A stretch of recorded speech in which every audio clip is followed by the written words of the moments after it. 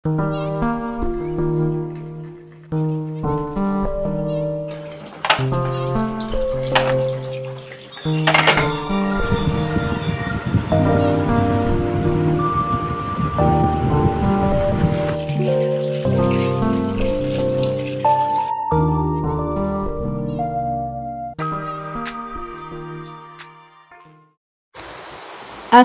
আলাইকুম। কল্পনাস lifestyle blog থেকে আমি কল্পনা আপনাদের আরও একটি নতুন ভিডিওতে ওয়েলকাম করছি। কাছে দূরে যে যেখান থেকে আমার আজকের ভিডিওটি দেখছেন, আশা রাখছি আল্লাহর রহমতে সবাই ভালো আছেন, সুস্থ আছেন।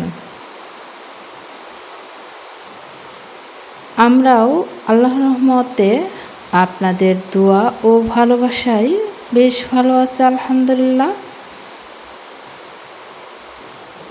তো আজকের ভিডিওটি আমি সন্ধ্যার পর থেকে শুরু করেছি। সন্ধ্যার পর আমি কি কাজ করি তাই আপনাদের সাথে শেয়ার করতে যাচ্ছি।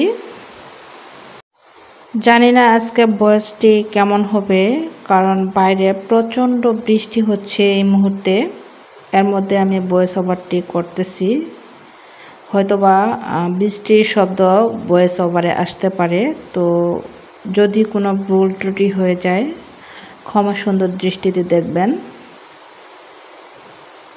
সন্ধ্যাবেলা নামাজ কালাম পড়ে প্রথমে আমি আগে রুমগুলো একটু পরিষ্কার করে নিই, যেহেতু বিকালবেলা বাচ্চারা বিছানার মধ্যে শুয়ে থাকে, তারপর বিছানায় খেলা করে টিভি দেখে।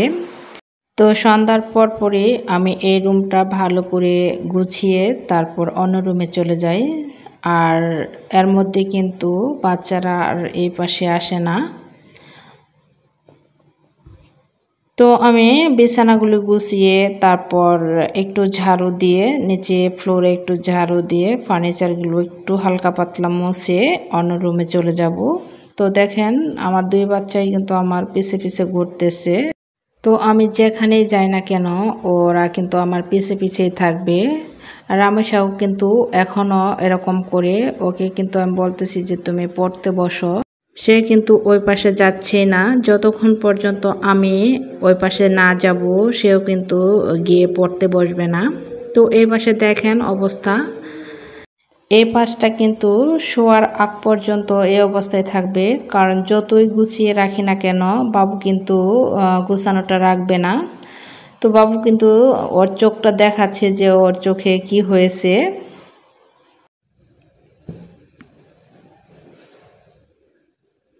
তো এখন আমি দিনের বেলা যে কাপড়গুলো ধুয়ে দিয়েছিলাম সেগুলো একটু গুছিয়ে নিচ্ছি। তো আজকে আমি বেড কভার ধুয়ে দিয়েছিলাম, সেগুলোই গুছিয়ে নিচ্ছি। সন্ধ্যাবেলা একটু রুমগুলো গুছিয়ে তারপর কাপড় চোপড়গুলো গুছিয়ে নিই, তারপর বাচ্চাদের জন্য নাস্তা রেডি করি। তো আজকে কিন্তু আমার নাস্তা রেডি করতে হচ্ছে না, কারণ রামিশা অনেক বায়না করছে যে ও বাইরে থেকে পুরি এনে খাবে। তো ও কিন্তু অলরেডি বাইরে থেকে পুরি এনে তারপর খেয়ে ফেলেছে। তো আজকে কিন্তু আমার নাস্তার ঝামেলাটা করতে হচ্ছে না। তো এখন আমি বেড কভারগুলো সুন্দর করে গুছিয়ে নিচ্ছি, তারপর জায়গা মতো রেখে দেব।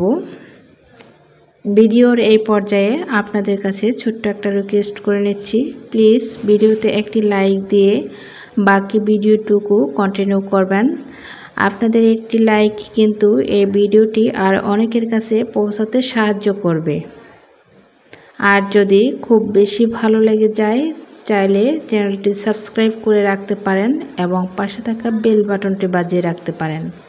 এতে করে আমি নতুন কোনো ভিডিও ছাড়ার সাথে সাথে নোটিফিকেশন আপনার মোবাইলে চলে যাবে। আর যারা কাজটি অলরেডি করেছেন তাদেরকে অসংখ্য ধন্যবাদ। তো আমি চাদরটা সুন্দর করে ভাঁজ করে এভাবে করে কিন্তু ওয়ার্ডরোবে রেখে দেই। এভাবে গুছিয়ে রাখলে কিন্তু ওয়ার্ডরোবের জায়গাটা একটু কম লাগে, আর একটা ড্রয়ারে কিন্তু অনেকগুলো কাপড় রাখা যায়।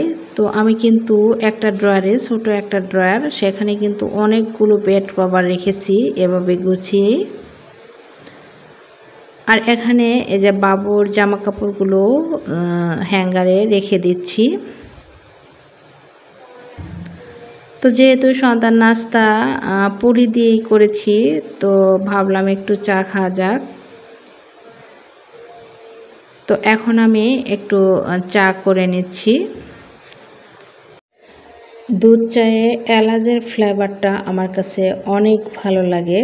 তো রামিসা কিন্তু আবার এটা পছন্দ করে না। একটু যদি একটা এলাচও দেই ও কিন্তু বুঝতে পারে, ও বলে যে তুমি আর কখনো চায়ে এলাচ দেবে না, ওর ফ্লেভারটা ভালো লাগে না। তো তারপরেও আমি একটু দিয়ে নিলাম।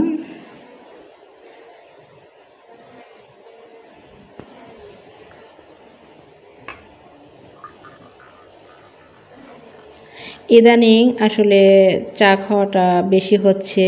আমি কিন্তু চা খোর না বা চায়ের নেশা আমার নাই, মাঝে মাঝে একটু খেতে মন চায়। তো ইদানিং কিন্তু আসলে বেশি বেশি মন চাচ্ছে, জানি না আবার চায়ের নেশা হয়ে যাচ্ছে কিনা।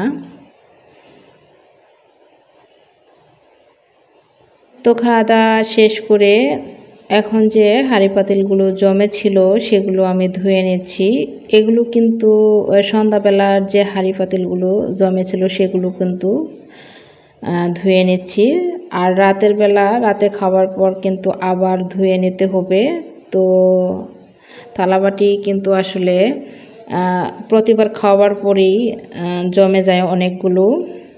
তো সন্ধ্যাবেলা পাশের ফ্ল্যাটে এক ভাবি আসছিল, তাকেও চা খাইয়েছি, তার জন্য কিন্তু আজকে অনেকগুলো কাপ জমে গেছে। তো থালাবাটিগুলো ধুয়ে আমি জায়গা মতো রেখে দিচ্ছি।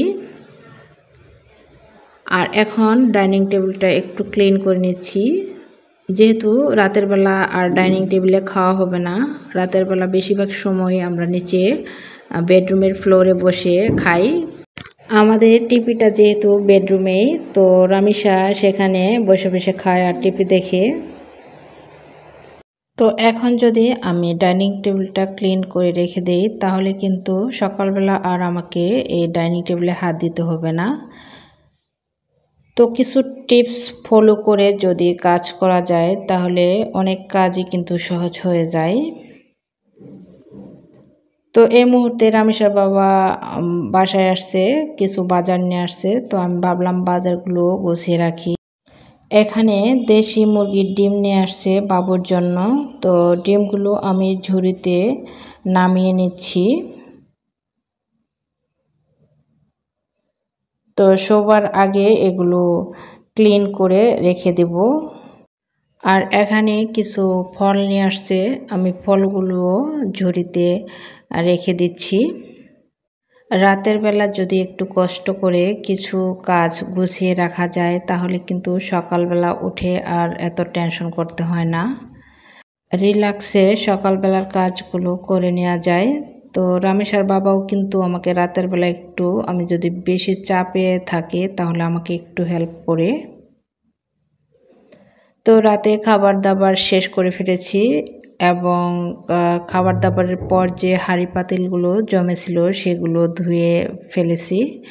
এখন আমি এই ডিমগুলো একটু ক্লিন করে নিচ্ছি। ডিমের মধ্যে কিন্তু প্রচুর ময়লা থাকে, যেহেতু আমি ডিমগুলো ফ্রিজে রেখে দেব তাই একটু ভালো করে ক্লিন করে নিচ্ছি। একটু লিকুইড ভিম বার দিয়ে ডিমগুলো মাজনির সাহায্যে ঘষে তারপরে কিন্তু ক্লিন করে নিচ্ছি। এই পর্যায়ে যারা এখনও একটি লাইক দিতে ভুলে গেছেন প্লিজ মনে করে একটি লাইক দিবেন। আপনাদের একটি লাইক কিন্তু অনেক বেশি মূল্যবান। তো একটি লাইক দিলে কিন্তু আপনাদের কোনো ক্ষতি হবে না, আমার অনেক বেশি উপকার হবে।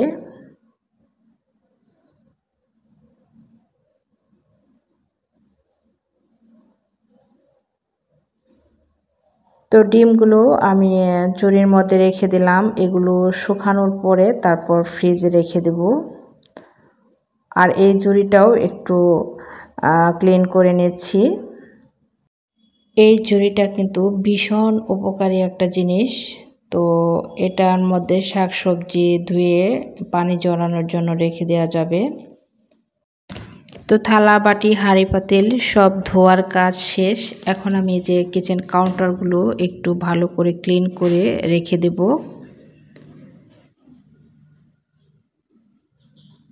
যদিও সকালবেলা উঠে আবার কিন্তু আমাকে একটু হালকা মুছে নিতে হবে, তো তারপরেও কিন্তু রাতের বেলা যদি এই কাজগুলো করা হয় তাহলে সকালবেলা একটু ঝামেলা কম হয়। আগে আমি কিন্তু রাতের বেলা সবজি পেঁয়াজ মরিচ এগুলো সব কেটে রাখতাম। এখন যেহেতু বাবু একটু বড় হয়েছে, তারপরে বাবু সকালবেলা কিন্তু অনেক ঘুমায়, তো ও ঘুমের মধ্যে থাকা অবস্থায় কিন্তু আমি সকালবেলার সব কাজ করে ফেলি। রান্না বান্না থেকে শুরু করে নাস্তা খাওয়া থেকে শুরু করে সব কাজ কিন্তু করে ফেলা যায়। আর রামিসার বাবা যেহেতু সকালে নাস্তা খায় না, তাই নাস্তা বানানোর প্যারাটাও আমার সকালে ততটা হয় না। তো আপনাদের সাথে কথা বলতে বলতে কিন্তু আমি কিচেনটাকে একদম ক্লিন করে ফেললাম। ভিডিওটি আমি এখানেই শেষ করব। দেখা হবে অন্য কোনো ভিডিওতে। সেই পর্যন্ত সবাই ভালো থাকবেন, সুস্থ থাকবেন। আল্লাহ হাফেজ।